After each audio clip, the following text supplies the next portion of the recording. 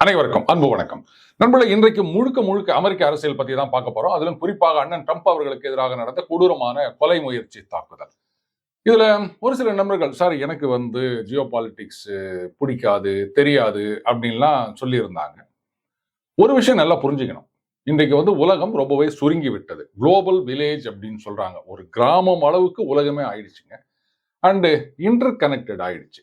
அதனால அமெரிக்காவில் அண்டார்டிகால நடக்கின்ற சின்ன விஷயம் கூட எங்கேயோ ஒரு மூலையில ஒரு கிராமத்துல இருக்க உங்களை பாதிக்கக்கூடிய வாய்ப்பு அதிகமாக இருக்கின்றது. அதனால நம்மளை சுத்தி என்ன நடக்குது அப்படின்னு தெரிஞ்சுக்கணும். நம்ம ஊரு, நம்ம ஸ்டேட் மட்டும் இல்ல, உலகத்து முழுக்க என்ன நடக்குது அப்படின்னு தெரிஞ்சுக்கணும். விரைவிலேயே மற்ற பிளானட்ல என்ன நடக்குது அப்படின்னு கூட தெரிஞ்சுக்க வேண்டிய அவசியம் வரலாம். இதுல முன்னாள் மத்திய பிரதேச முதலமைச்சர் இன்றைய அக்ரிகல்ச்சர் மினிஸ்டர் சௌஹான் அவரு சமீபத்தில் சொல்லியிருக்காரு, நடந்து முடிந்த பாராளுமன்ற தேர்தலில் இந்த வெளிநாட்டு சதி அது ஏதாவது இருக்கலாமோ அப்படின்னு பேசியிருந்தாருங்க. எனக்கு என்ன ஞாபகம் வருதுன்னா, அந்த டாக்டர் படத்துல கிளைமேக்ஸ்ல ஏதோ கண்டுபிடிச்சோம் அப்படின்னு போலீஸ்காரங்க சொன்ன உடனே அந்த காமெடியன் சொல்லுவாரு, இத்தையே இப்பதான் நீங்க கண்டுபிடிச்சிங்களா அப்படின்னு. ஹீரோ எல்லாத்தையும் முடிச்சு சால்வ் பண்ணிட்டு வந்துருவாரு. அந்த மாதிரி தேர்தல்லாம் முடிஞ்சு இப்பதான் இவங்க யோசிக்கிறாங்க வெளிநாட்டு சதி இருக்குமோ அப்படின்னு. நம்ம தேர்தலுக்கு ஒரு வருஷத்துக்கு முன்னாடியே ஜாம்பவான்ல ஒரு சீரீஸ் ஆஃப் பதிவுகள் போட்டிருந்தோம்.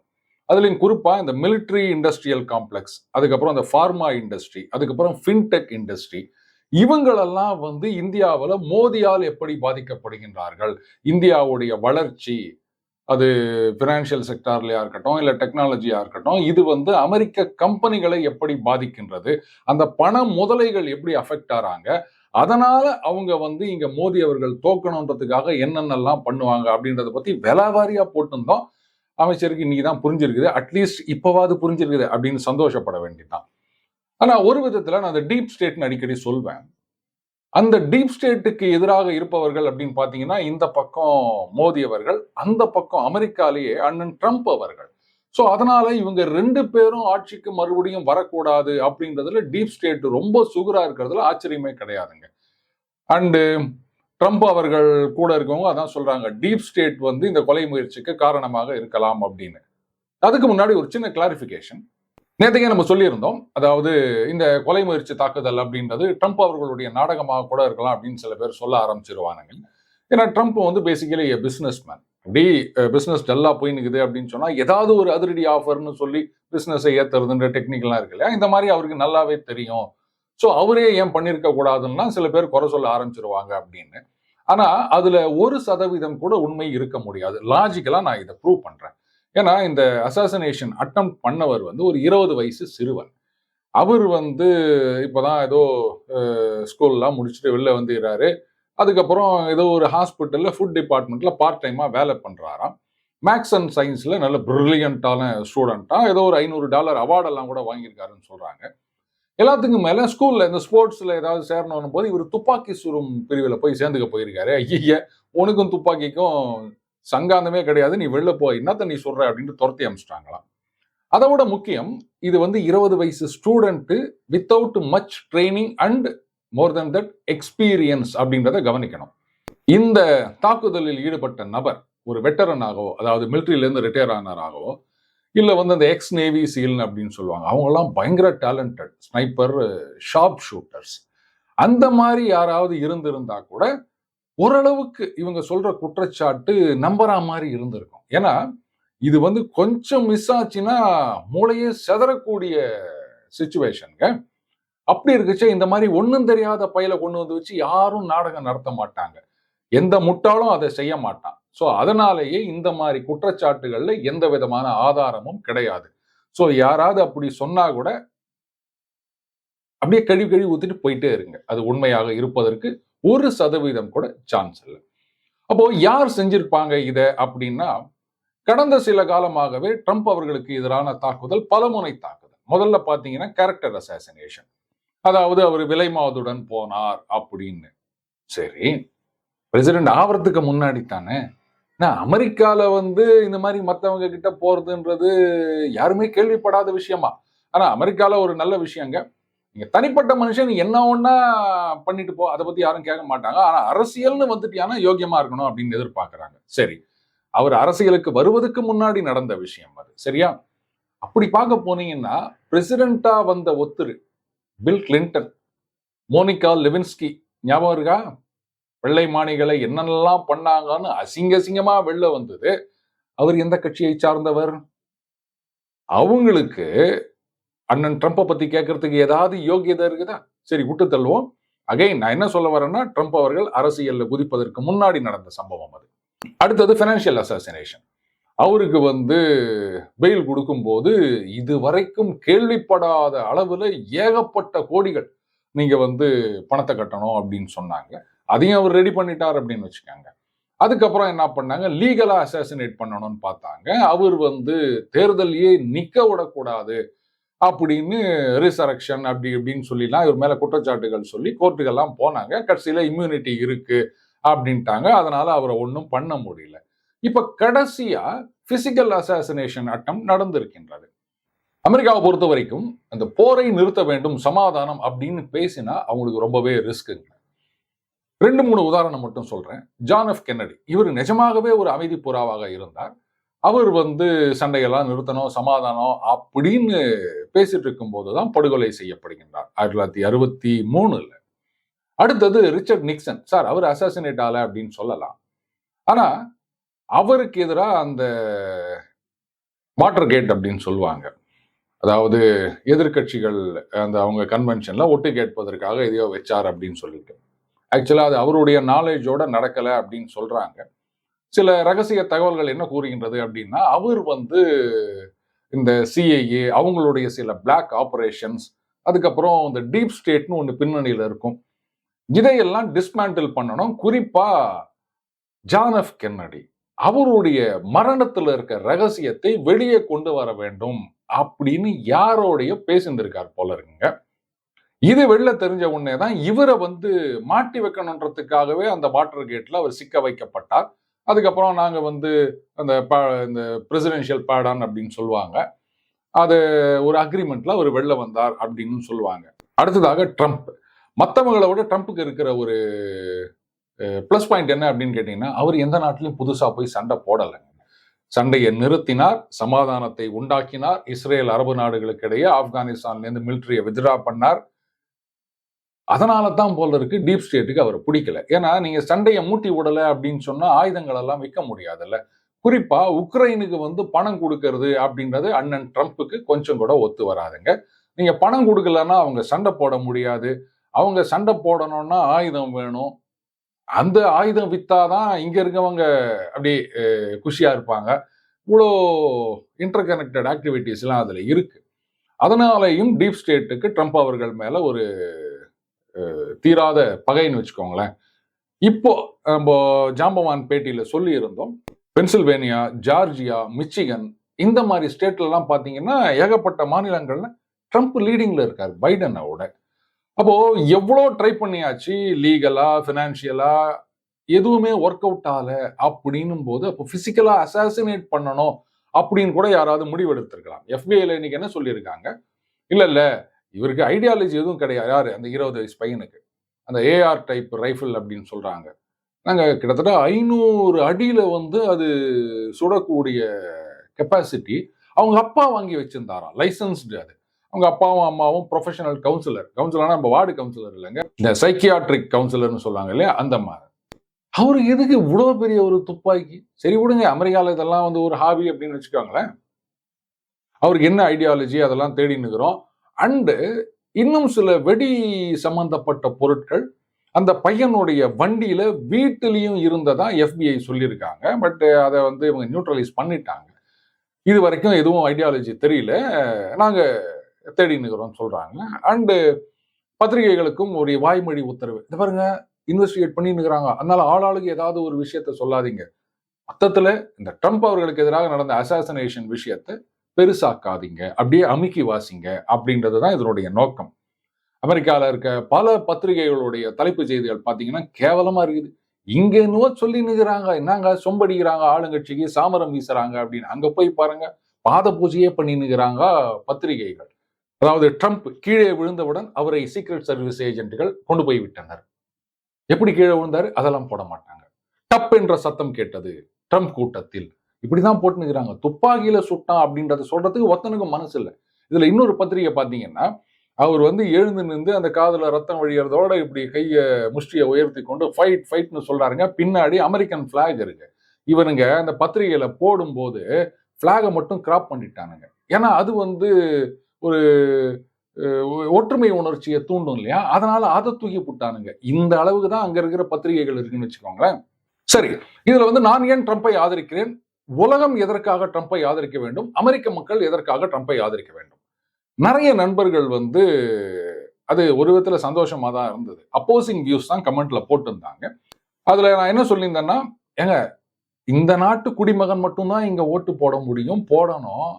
ஆனா யார் வேணா ஓட்டு போடலான்றதை எப்படி ஏத்துக்க முடியும்னு சொல்லியிருந்தேன். அதுக்கு அவங்க என்ன சொல்லியிருந்தாங்க, பாருங்க அமெரிக்கால இன்றைக்கும் சிட்டிசன்ஸ் மட்டும்தான் ஓட்டு போட முடியும், நான் சிட்டிசன்ஸ் எல்லாம் ஓட்டு போடவே முடியாது. யாரும் உங்களுக்கு இந்த மாதிரி எல்லாம் வந்து தகவல் கொடுத்தாங்க அப்படின்னு கேட்டிருந்தாங்க. கரெக்ட்.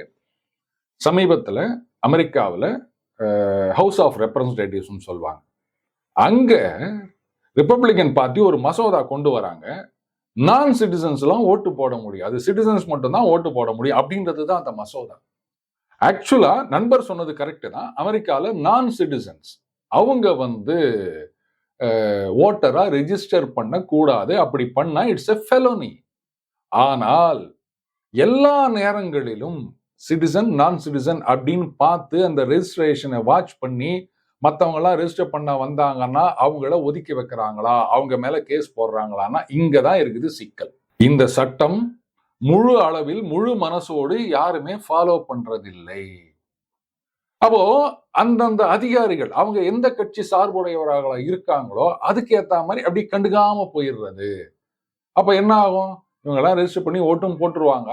அதுக்கப்புறம் அவங்க சப்போர்ட் பண்ணால் பிரசிடென்டா வந்துட்டாருன்னா கேஸா போடுவாரு. 11 மணிக்கு பதவி ஏத்த உடனே 11:05க்கு அந்த மாதிரி தான் நடக்கும் அமெரிக்கால. அதுக்காகத்தான் இப்படி ஒரு மசோதாவை கொண்டு வந்து பாஸ் பண்ணியிருக்காங்க. ஆனா செனட்ல இது பாஸ் ஆகாது. அங்க டெமோக்ராட்ஸ் தான் மெஜாரிட்டியில இருக்காங்க. நாங்க வந்து இதை தோக்கடிச்சிருவோம்னு சொல்றாங்க. இப்ப எனக்கு சொல்லுங்க, ஏற்கனவே அந்த மாதிரி ஒரு சட்டம் இருக்கு அப்படின் போது புதுசா எதையும் அவங்க கொண்டு வரல அப்படின்னும் போது ரைட்டு, ஏற்கனவே இருக்கிறத அவங்க ரீடேட் பண்றாங்க, பாஸ் பண்ணிட்டு போட்டோமே அப்படின்னு விட வேண்டியதுதானே டெமோக்ராட்ஸ். ஏன் அதை தோக்கடிக்கணும்னு நினைக்கிறாங்க? அப்படியே அது சட்டமாக மாறினாலும் அமெரிக்க ஜனாதிபதி வந்து வீட்டோவை உபயோகப்படுத்தி அதை கேன்சல் பண்ணிடுவார்னு வேற சொல்லியிருக்காங்க டெமோக்ராட்டிக் பார்ட்டியில. இதை எதுக்காக சொல்லணும்? சோ இந்த நான் சிட்டிசன்ஸ் ஏலியன்ஸ் சொல்லுவாங்க, அவங்கள ஓட்டு போட வைப்பதற்கான வேலை ரொம்ப மும்முரமா பண்ணிக்கிறாங்க டெமோக்ராட்டிக் கட்சி. அதனால தான் நான் சொன்னேன், சிட்டிசன்ஸ் மட்டும் தான் ஓட்டு போடணும், இந்த மாதிரி வெளிநாட்டுல இருந்து ஓட்டு போடுறதுக்கு ஆளை கூட்டின்னு வராங்க அப்படின்னு சொல்லிட்டு. அண்ணன் ட்ரம்பை பொறுத்த வரைக்கும் உண்மையாகவே அமைதி சமாதானம் உலகம் முழுக்க நிலவ வேண்டும் அப்படின்னு நினைக்கிறவர். அடுத்தது அமெரிக்காவுடைய உண்மையான எதிரிகள் யார், நண்பர்கள் யார் அப்படின்றத கரெக்டா ஐடென்டிஃபை பண்ணி வச்சிருக்கார். அதுக்கேற்ற மாதிரி அவர் நடவடிக்கை எடுத்து வந்தார். முதல்ல அமெரிக்காவுடைய கொலாபரேட்டர்ஸ் யாரு, காம்படிட்டர்ஸ் யாரு, கான்ஸ்பிரேட்டர்ஸ் யாரு அப்படின்றத சரியா புரிஞ்சுக்கணுங்க. ட்ரம்ப் அவர்கள் கரெக்டா ஐடென்டிஃபை பண்ணாரு. ரஷ்யா வந்து காம்படிட்டர், சைனா வந்து கான்ஸ்பிரேட்டர் அப்படின்றத அவர் புரிஞ்சுக்கினார். கொலாபரேட்டரா அவர் இந்தியாவை சூஸ் பண்ணாருங்க. நான் எதுக்காக கான்ஸ்பிரேட்டர் அப்படின்னு சொல்றேன்னா, யூரோப்பியன் கண்ட்ரிஸா இருக்கட்டும் இல்ல அமெரிக்காவா இருக்கட்டும், ட்ரம்பை தவிர மற்றவங்க எல்லாம் சைனாவை ரொம்ப நாளா ஒரு காலனி ஆதிக்க நாடு மாதிரி தான் ட்ரீட் பண்ணிட்டு வந்தாங்க. ரைட்டு, நமக்கு தேவையானதை சீப்பா ப்ரொடியூஸ் பண்ணி கொடுக்க போறாங்களா, அவங்க வந்து எப்போ மேல வருது அதெல்லாம் வேலையாகாது, அவங்களுக்கு ஒன்றும் தெரியாது அப்படின்னு எகத்தாளமா பார்த்து, அதனால தான் ஜனநாயகம் இல்லைனாலும் இவங்க போற இடத்துலலாம் ஜனநாயகம் ஜனநாயகம்னு கோஷம் போடுவாங்க. ஆனா ஜனநாயகம்னு பேசவே கூடாத ஒரு நாட்டுல கொண்டு போயிட்டு எல்லாத்தையும் இன்வெஸ்ட் பண்ணுவாங்க. என்னங்கடா நியாயம் இது? சோ சைனா வந்து தலையெடுக்காது, நமக்கு வந்து அப்படியே ப்ரொடியூஸ் பண்ணி குத்துனே இருப்பாங்க அப்படின்னு நினைச்சாங்க. இன்னைக்கு சைனா என்ன சொல்லிட்டாங்க, அடுத்த அமெரிக்காவை கீழே தள்ளிட்டு நாங்க மேல வரோம்னு சொல்லி நிற்கிறாங்க. இது எக்கானமில மட்டும் இல்ல, மிலிட்டரி லெவல்லையும் அவங்க ரொம்ப அட்வான்ஸா போய் நிற்கிறாங்க. சோ இதை அப்பவே கண்டுபிடிச்சு சீனாவுக்கு எதிரான பொருளாதார தடைகள் அப்படின்னு கொஞ்சம் கொஞ்சமா ஆரம்பிச்சாருங்க அண்ணன் ட்ரம்ப். ஆனா பைடன் வந்த பிறகு அது எல்லாமே தலைகீழாக ரொம்ப மோசமாக மாறிவிட்டது. இன்னைக்கு சைனா வந்து டெக்னாலஜில, குறிப்பா இந்த செமிகண்டக்டர் சிப்னு சொல்றோம் இல்லையா, அந்த டெக்னாலஜில ரொம்ப வேகமா முன்னேறி கொண்டு வருகின்றார்கள். அடுத்தது இந்த பெட்ரோல் டீசல் விலை, ஆயில் விலை, உக்ரைன்ல சண்டையை உண்டாக்கி ஒரு பக்கம் பெட்ரோல் டீசல் விலை குறையாம பாத்துக்கினாங்க, கேஸ் விலை ஏத்திக்கினாங்க. இந்த நேரத்துல சைனாவை பாத்தீங்கன்னா ஈரான்ல இருந்தும் இந்த பக்கம் ரஷ்யால இருந்தும் ரொம்ப சீப்பா ஆயில் வந்து நிக்குதுங்க. அதனால அவங்க வந்து இந்த இவி எலக்ட்ரிக் வெஹிக்கிள்ஸ் இருக்கு இல்லையா, அதுல ரொம்ப வேகமா முன்னேறி கொண்டு வருகின்றார்கள்னு வச்சுக்கோங்களேன். அவங்க தயாரிக்கிற பேட்டரி எல்லாம் அந்த காஸ்டோட யூரோப்பியன் அமெரிக்கன் கம்பெனிஸ்னால போட்டி போட முடியல. இன்னைக்கு டெஸ்லா எலக்ட்ரிக் வெஹிக்கிள், டிரைவர்லெஸ் வெஹிக்கிள்னு சொல்லி நிக்கிறோம். ஆனா அதை விட பல மடங்கு சீப்பா சைனால பண்ணி நிக்கிறாங்க. அது குவாலிட்டி எத்தனை வருஷம் வரும் அப்படின்றது நமக்கு தெரியலங்க. இப்பதானே ப்ரொடக்ஷன்ல வந்து நிக்குது. 3-4 வருஷம் போனாதான் தெரியும். ஏன்னா அவங்க தயாரிச்ச மிசைலு, ஃபைட்டர் ஜெட்டே வந்து சின்ன சின்ன நாடெல்லாம் திருப்பி கொடுத்துட்டாங்க. ஐயய்ய இது வேலைக்கு ஆகலைங்க அப்படின்னு. பட் அதுக்காக குறைச்சு மதிப்பிட முடியாது. வந்து அவங்க டெக்னாலஜில ரொம்ப வேகமா முன்னேறி கொண்டு வருகின்றார்கள். இப்போ இவங்க இந்த உக்ரைன்ல சண்டை ஆரம்பிச்சதுனால ரஷ்யாவை சைனா பக்கம் துரத்தி விட்டாங்க. ஒரு பயங்கரமான ஆக்சிஸ் ஒன்று டெவலப் ஆயிருக்கு பாருங்க. இந்த பக்கம் Iran, China, Russia, North Korea. ஈராக்ல வந்து வெப்பன்ஸ் ஆஃப் மாஸ் டிஸ்ட்ரக்ஷன் இருக்குது அப்படின்னு போய் சண்டை போட்டாங்கல்ல அமெரிக்கால. ஏன் நார்த் கொரியா மேல போட முடியல? ஏன்னா அவங்க கிட்ட நிஜமாவே இந்த வெப்பன்ஸ் ஆஃப் மாஸ் டிஸ்ட்ரக்ஷன் இருக்குது. அதை டெலிவர் பண்ணக்கூடிய மிசைல்ஸும் அவங்ககிட்ட இருக்குது. அமெரிக்கா மேல எல்லாம் மிசைல் அனுப்ப வேண்டாம் நார்த் கொரியால. பக்கத்துல இருக்க சவுத் கொரியா, ஜப்பான்ல போட்டாலே காலி. இவ்வளவு பெரிய ஒரு சக்தி வாய்ந்த ஆக்சிஸ உலக நாடுகளுக்கு எதிராக உருவாக்கினது அண்ணன் பைடனோட கைங்கரியம். இதுல எல்லாரும் என்ன குறை சொல்றாங்க அப்படின்னா, பாருங்க ட்ரம்ப் எப்ப என்ன பண்ணுவாருன்னு யாருக்குமே தெரியாது. கரெக்ட். ட்ரம்ப் எப்போ என்ன பண்ணுவார் அப்படின்றது மத்தவங்களுக்கு தெரியாது. ஆனா பைடன் என்ன பண்ணுவார்ன்றது பைடனுக்கே தெரியாது. நான் என்ன பண்றேன்னே தெரியாம என்னென்னவோ பண்ணி நிற்கிறாரு. அங்க ஜெலன்ஸ்கி நின்று நிற்கிறாரு. வாங்க உக்ரைன் பிரசிடென்ட் புட்டின் அவர்களே அப்படின்றாரு. அப்புறம் பின்னாடில இருந்து ஒருத்தர் எத்து கொடுக்குறாரு. ஐயா அவர் புட்டின் இல்லைங்க ஜெலன்ஸ்கி. ஜெலன்ஸ்கி வாங்க அப்படின்னு. நாட பக்கம் கமலா ஹாரிஸ் வைஸ் பிரசிடென்ட் நின்று நிற்கிறாங்க. சொல்றாங்க எவ்வளவு திறமையானவர் தெரியுமா வைஸ் பிரசிடென்ட் டொனால்ட் ட்ரம்ப் வாங்க அப்படின்றாரு. என்னங்க இது? ஜெலன்ஸ்கி புட்டினாது வேற வேற நாட்டுல இருக்கவங்க. உங்க கூட கிட்டத்தட்ட 3.5 வருஷமா வைஸ் பிரசிடென்டா இருக்காங்க கமலா ஹாரிஸ். அவங்கள போயிட்டு டொனால்ட் ட்ரம்ப்னு கூப்பிடுறாரு அப்படின்னு சொன்னா, அப்ப இவரை போய் நீங்க பிரசிடென்டா உட்கார வச்சீங்கன்னா என்ன ஆகும்? பாருங்க அவர் வெறும் பிரசிடென்ட் மட்டும் இல்லைங்க. ஐயோ அவருக்கு அந்த வியாதியாம இந்த வியாதியாம இதெல்லாம் நீங்க குறை சொல்றீங்களே அப்படின்னு என்ன கேட்காதீங்க. இந்த உலகத்தையே அழிக்கக்கூடிய அந்த நியூக்ளியர் வெப்பன்ஸ் இருக்கு இல்லையா, அந்த கண்ட்ரோல் அவராண்டதான் இருக்குது. இவர் பாட்டி ஏதோ ஒரு நினைப்புல கொண்டா அதை அமுக்கிறேன் அப்படின்னு அமுக்கி விட்டாருன்னா என்ன பண்றது? சரி அதுக்கு நிறைய செக்ஸ் அண்ட் பேலன்சஸ் இருக்குன்னு வச்சுக்கோங்க. But if it takes a decision என்ன ஆகும் உலகம்? இன்னைக்கு வந்து ஸ்ட்ராட்டஜிக் அட்டானமி கூடாது, ரஷ்யாவோட நீங்க வந்து தொடர்பு வச்சுக்க கூடாது அப்படின்னு நமக்கு அட்வைஸ் பண்ணுதே அமெரிக்கா. உங்களை உடனே ஒண்ணு கேட்கிறேன். நாங்க இப்பவே ஒத்துக்கிறோம். இனிமே ரஷ்யாவோட எந்த விதமான தொடர்பும் இல்லை அப்படின்னு நாங்க எழுதி கொடுக்கிறோம். ப்ரொவைடட் அமெரிக்கா இனிமேல் ரஷ்யாவுடன் எந்த வியாபார தொடர்பும் வைத்துக் கொள்ளாது அப்படின்னு உங்களால அஷூரன்ஸ் கொடுக்க முடியுமா? இப்ப நடந்து கொண்டிருக்கின்ற வியாபார தொடர்பை எல்லாம் உடனே நிறுத்த முடியுமா? என்ன சார் அமெரிக்கா தான் சாங்ஷன் போட்டுக்கிறாங்க அப்படின்லாம் சொல்லாதீங்க. இன்றைக்கும் அமெரிக்காவில் இருக்க நியூக்ளியர் ரியாக்டர்ஸ் அதுக்கான ஃபியூவலு வெக்கங்கெட்டு போன இந்த அமெரிக்க கும்பல் ரஷ்யா கிட்டே தான் வாங்கி நிக்குது. அப்போ உங்களுக்கு நியூக்ளியர் ஃபியூயல் வேணும்னா நீங்க ரஷ்யால இருந்து வாங்குவீங்க. எங்களுக்கு வந்து ஆயில் வேணும்னா நாங்க வாங்க கூடாதா?